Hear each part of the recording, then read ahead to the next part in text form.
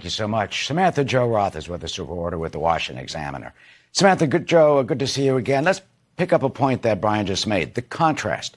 What does Ms. Haley have to do now to contrast her to President Trump based on age, based on outlook? We saw her attacking his, quote, mental acuity, saying that he buddies up with dictators, saying, do we want more of the same of this type of chaos that his presidency brought, or do we want to look forward? That's her, what she says. How will that play? What will we see?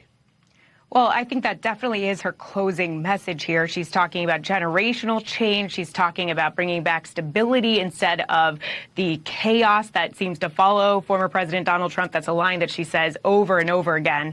We also heard her talking about who lost the general election, who lost the White House, who lost, the Senate.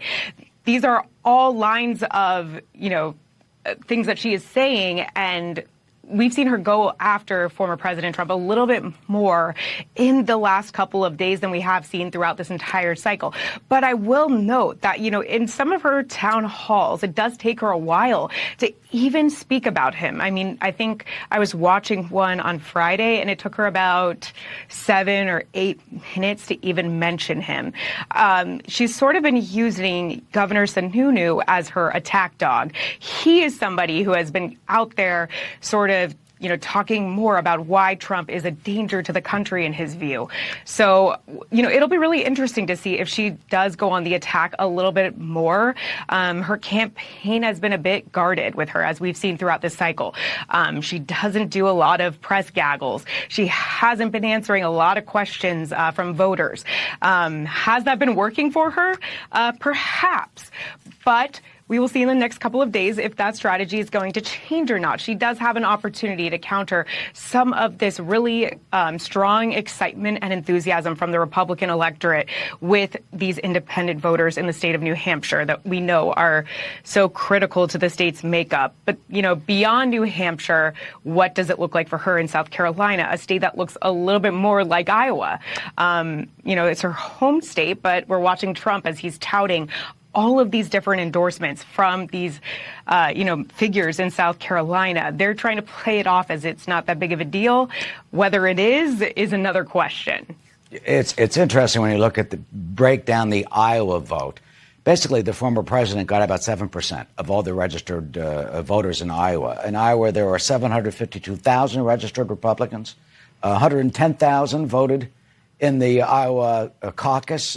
It's about 15% of registered Republicans, and of that, the former president got about 7%. So in that sense, some analysts think we could be seeing a potential upset in New Hampshire for Ms. Haley, especially if you factor in some of those undeclared. Do you think that's possible, that we could see another John McCain type scenario? It certainly is possible in the Granite State.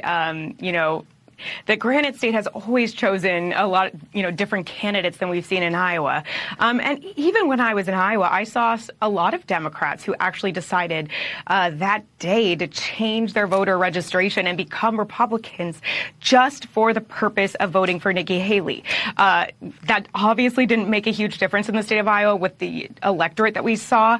They do have a little bit different rules where they are able to change their voter registration the day of the caucuses, which is not the case in New Hampshire. They have to be a little bit more organized. But certainly Haley does have that appeal with those independent voters, potentially some of those Democrats too. And as some of the reporters have talked about previously, Haley just, doesn't have the same pull as, Ron DeSantis, for example. Ron DeSantis and Trump have more of the same electorate than Haley. Yeah, and to make clear, in New Hampshire, Democrats can't just go in and vote in the Republican primary. There was an October 6th deadline. If you're a Democrat, or a Republican, that's when you had to choose your party registration, was October 6th. If you are an undeclared, you could be a Democrat and be undeclared. You could be a communist and be undeclared. You're just undeclared. You walk into the polling booth. You say, I want to vote in this Republican primary. You register as a Republican, walk in, vote, and then walk out. You can unregister and go back to be an undeclared candidate. So you've got a lot of moving parts and uncertainty, dealing with this. About 4,000 Democrats changed their registration as of October 6th. So we're dealing with basically about 4,000. But those undeclared, you're right, Samantha-Jo, they potentially could hold the key. Samantha-Jo, will have you stand by as Arthel goes to Cora Roth. Arthel? Yes.